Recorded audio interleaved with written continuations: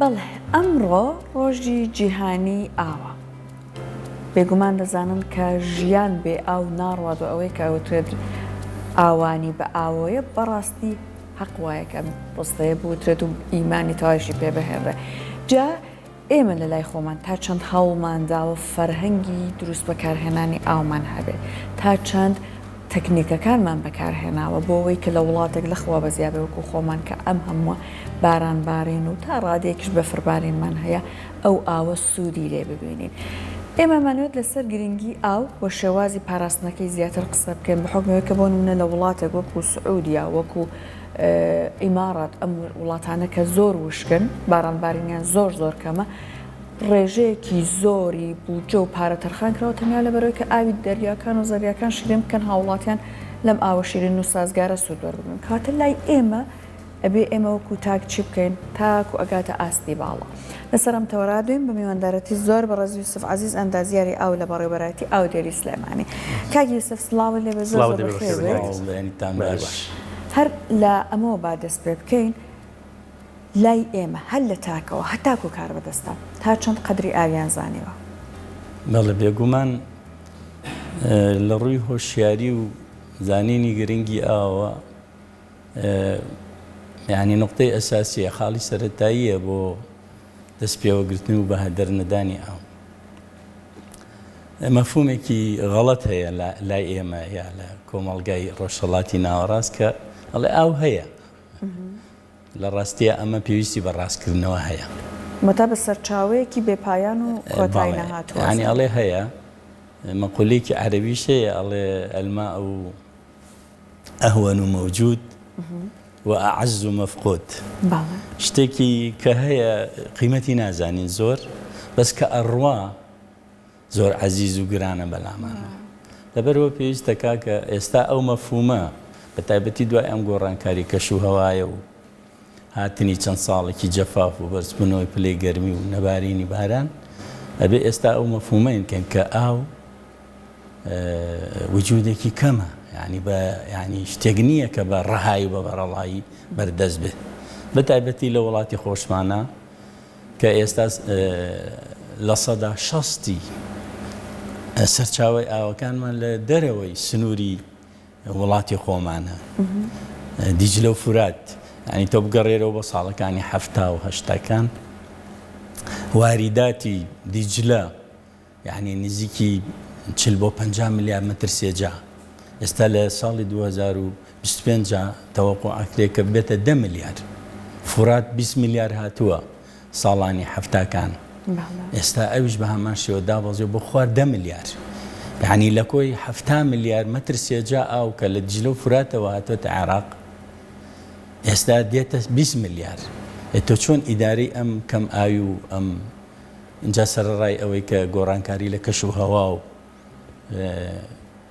کەم بوونەوەی ڕێژەی بارانبارین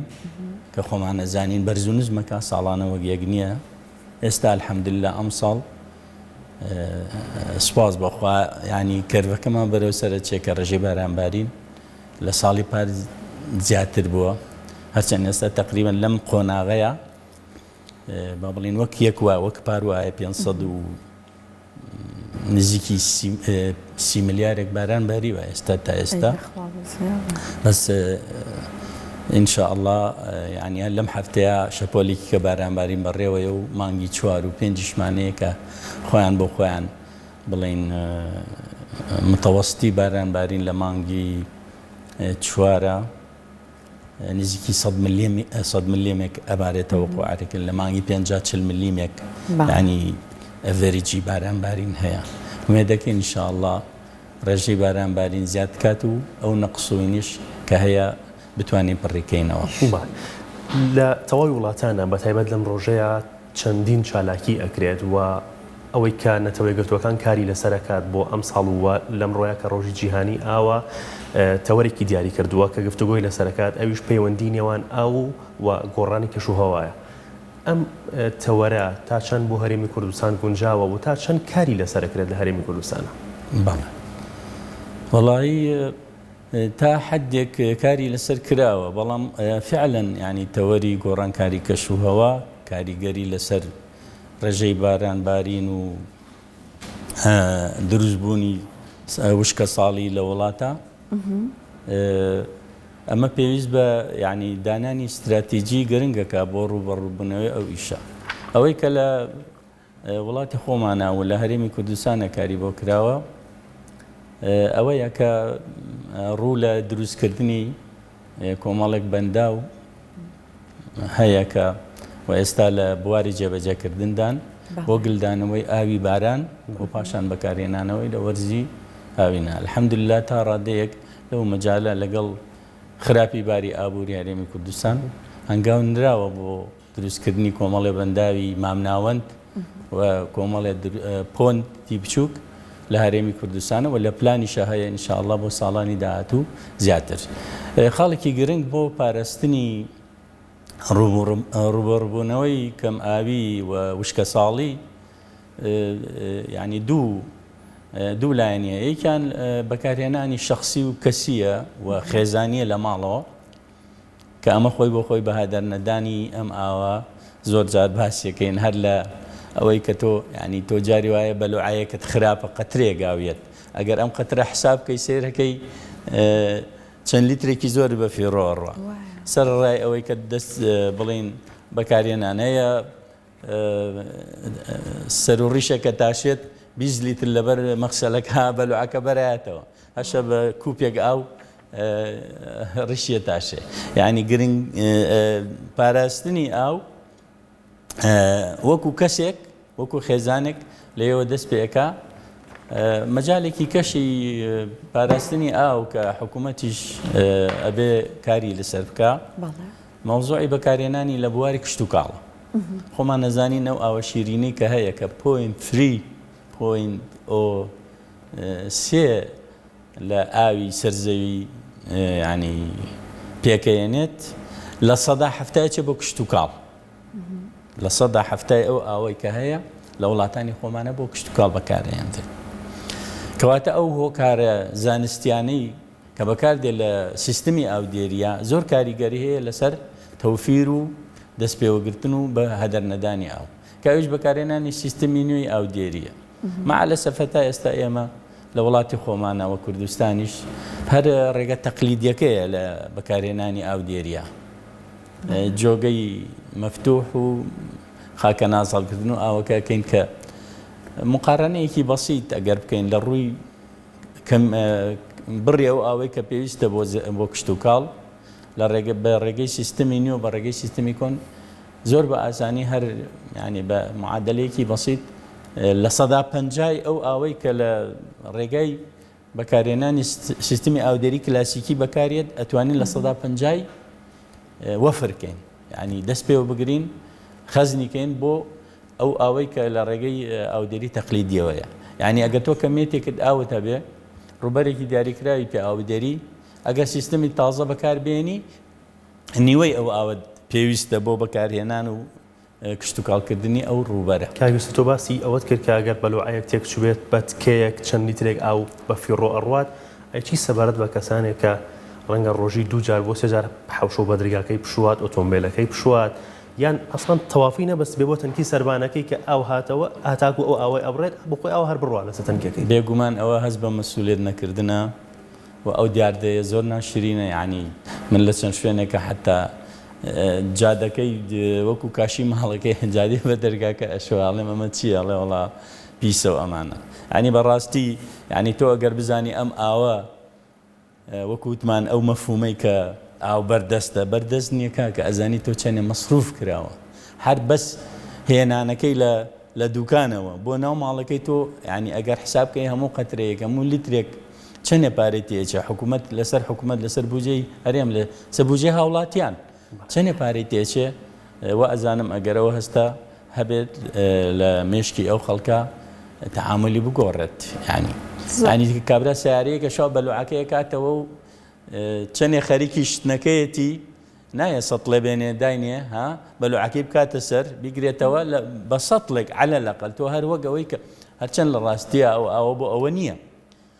ینی ئەم ئاوەی کە ئێستا لەناو شاری شەبەکارێنرێ بۆ ئاودێری حەدیقە و بەخچەکان ینی لە ڕاستیە لە زۆربەی وڵاتانە ئەوە نییە کە ئەو ئاوی بۆ خواردنەوە بەکارێ بۆ بڵێن باخچەکان بەکاربێنێت. تەنانەت ئێستا ئیمارات پرۆژێکی ئەوێت تا 2030 وا بکە بە ئاوی زێراوەکان کە تا ڕادێک پاکراوەتەوە بێت ئاودێری بۆ نمونە ئەو پارک و باخ و ئەوانە بکات. بەڵێ ئاوی بەکارهاتوو ئاوی مەجاری دووبارە ڕیسایکلی نەکرێتەوە بەکارهێنرێ بۆ باخچەکان بۆ ئەو ڕووەکانەی کە ناخورێت وەکو گوڵ و گوڵزار ئەمە یعنی ئەزانین کە ئێستا لە سلێمانی ئەگەر ئەو ئاوی مەجاریانە حساب بکەین کەمیەتێکی زۆرە ئەگەر بتوانین ڕیسایکلێنیان بۆ بکەین پاککردەوەیکی ئاساییان بۆ بکەین دوایی زۆر بە ئاسانی ئەتوانین ینی سوپاس بەخوا وڵاتی خۆمان کوردستان ینی کێشەیەکی وای ئاومان نییە بەڵام معلومە هەموو شتێ بێ قیمەتی خۆی هەبێ. لە پێنجۆن کێشەی ئاودێران و کەمی ئاو هەبوو جوتیارەکان شکاتی ئەوانە کرد کە ئاومان کەمەوە وتم قڕ بەسرم ئێوە لە پێنجۆن گلەی بکەن لە کەمی ئاو نەبوونی ئاو ئەی لە بەسڕە و لە وەسەت و جنوب خەڵکشی بڵێ کە ساڵی زیاد لە 1000 ملیم بارانە بارێ ئاوی زەرزەویتان ماشەڵڵا کەمێتێکی زۆر هەیە لەبەرەوە ینی تەقدیری ئەم نیعمەتە خوایە ئەم بەهرە جوانەی کە خوا بەخشوێتی بەم وڵاتە شیرینەی کوردستانی خۆمان و هەرێمی کوردستان ئەبێ تەقدیری بکەین و پێی بزانین و دەستی پێوە بگرین. جەستا بەڕێزت باست کرد بەشێکی یەکجار زۆری ئەو ئاوەی کە بۆ خواردنەوە دابینکراوە لە کشت و کاڵە لە ڕاستیە بەکارەهێنرێت. چی ئەکرێت بۆ ئەوەی کە ئەم ئاوە سازگارەکە بۆ خواردنەوەیە بەم شێوەیە نەبدواتە بەدیلی ئەمە بۆ کشت و کاڵ چییە بۆ ئاودێری؟ بەڵێ بەدیلی ئەو بۆ کشت و کاڵ نییە بەڵام گۆڕینی سیستمی ئاودێریەکە گۆڕینی سیستمی ئاودێری بەڵێ ئێستا ینی سپاس بۆخوا جوتیارانی هەرێمیش کەوتونەتە سەر ئەو ریتمەی کە سیستمی نوێ بەکاربێنێن ئەمە شتێکی دڵخۆشکارە تۆ چیتە پێنجۆن جاران هەر بە بڵێن ئۆپن چەناڵ و ڕێی کلاسیکی بوو خاکەناز و ئاوەکاڵ کەرە جۆگەکە ئێستا سوپاس بۆخوا لە ڕێی سیستمی تازەوە بە دڵۆپاندن ئاو ئەمە زۆر ئیسفادەی هەیە یعنی دەست ئەگرن بەو ئاوەوە یەکەم لەبەرەوەی کە بڵین سەرچاوی وزە بەکارێنن کارەبا یا گاز یا بانزین بەکارێنن لە بیرەکەەوە بە یا حوزەکان دروست کردووە ئەمە خۆی بۆ خۆی مەساریفی هەیە کە ئەمە ڕاستە زیانێکە بە جوتیارەکە ئەگا و مەساریفێکە بەڵام لەگەڵ ئەوەشا دەستکەوتێکە بۆ ئەوەی بە ئارەزوی خۆی نییە بەبێ حساب ئاوەکە بەکاربێنێ ئەرکی کەمترێکیشن بەڵێ اینجا وەکو وتمان لە 150 وەفری ئاوت بۆەکە ئەو ئاوەی کە بەکارێنی لە ینی ساتۆ جۆگەیەک ئەگەر هەروە ئاوەکاڵکەیتە بنی هەنار و هینەکە لە 150 بەفی ڕۆچێ ئەبێ بە هەڵم دووەم ئەبێتە هۆی دروستبوونی گژوگیا هەمووتان لەوە چێ تا حدێک باخشتان بینی بێ ئەم هەرێز و گژوگیای زیان بەخش باخەکە داگیرەکە ینی زۆربەی ئەو خۆراکۆ ئەوانە ئەو هەڵێمژێ کاتێکە تۆ بەز نەمامەکە و مەبەستە 1 متر بە بازنەی دەوری نۆمەکە پێویستی بەو ئاوە یا بۆ ڕادیشێ هەیە نەزیاتر بەڵێ اینجا دیپرکولیشن کە تۆ ئەم ئاوە دێریت ینی ئەگەر ڕوود زۆن مەسەڵەن ئەگەر ناوچەی ڕێگی درەخت باس بکەین هەمووی مەتر مکعبێک 7 سانتیم نیو متر بەملاو مەترێ بەملاو لایە ئاو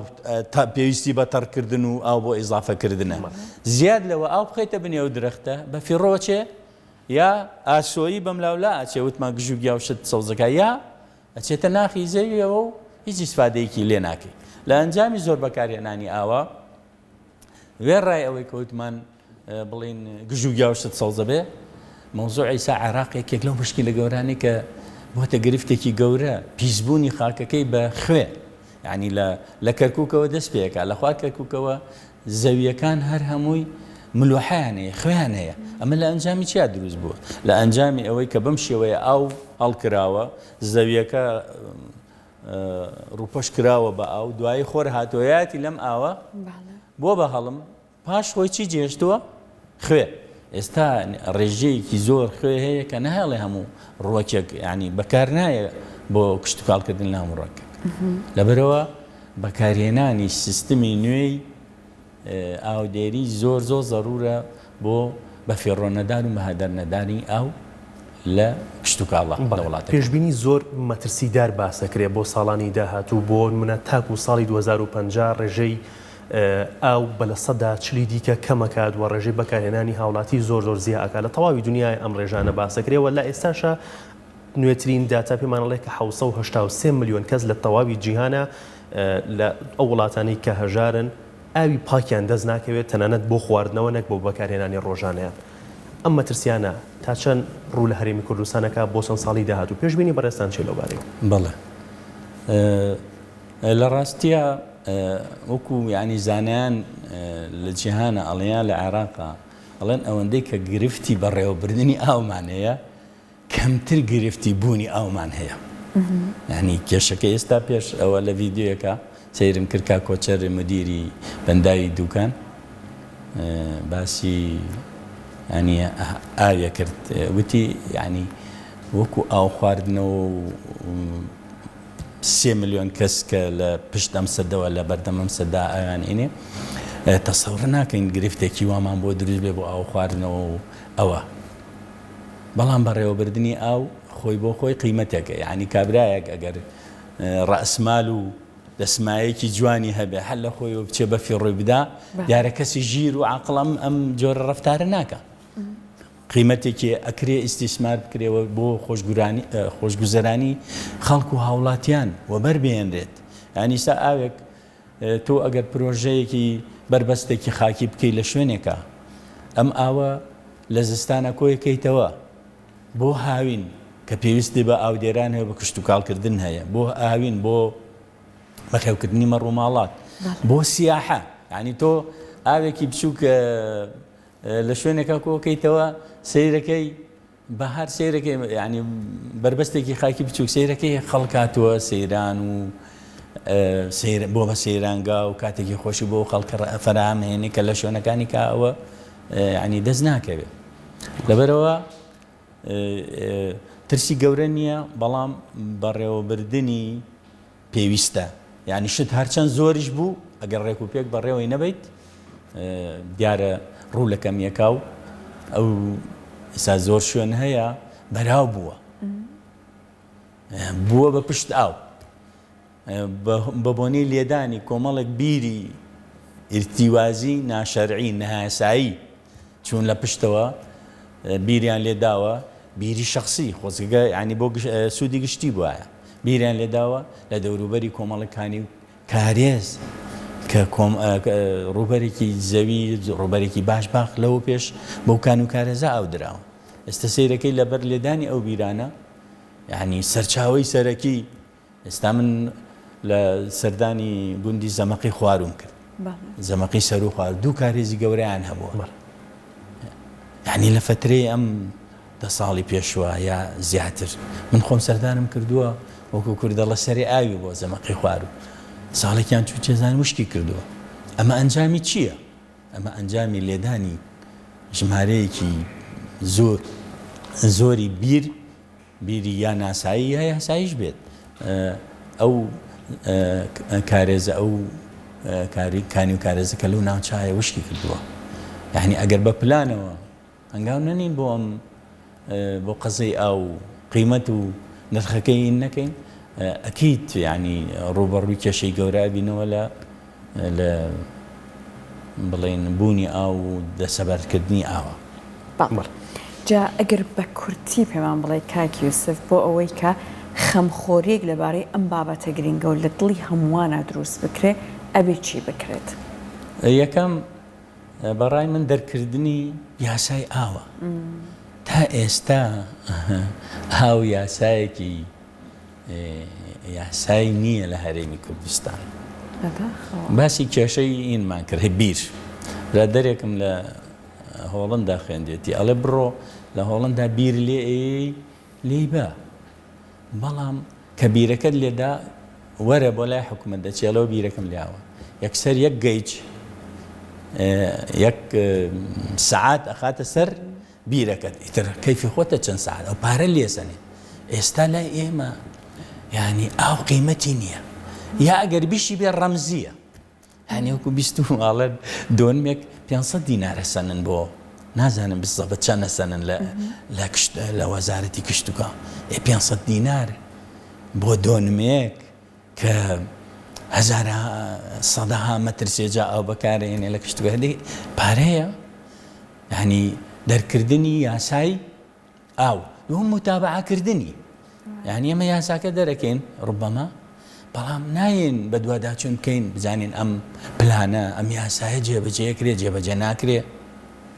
ئەمەش ضرورە کە متابعەکردنی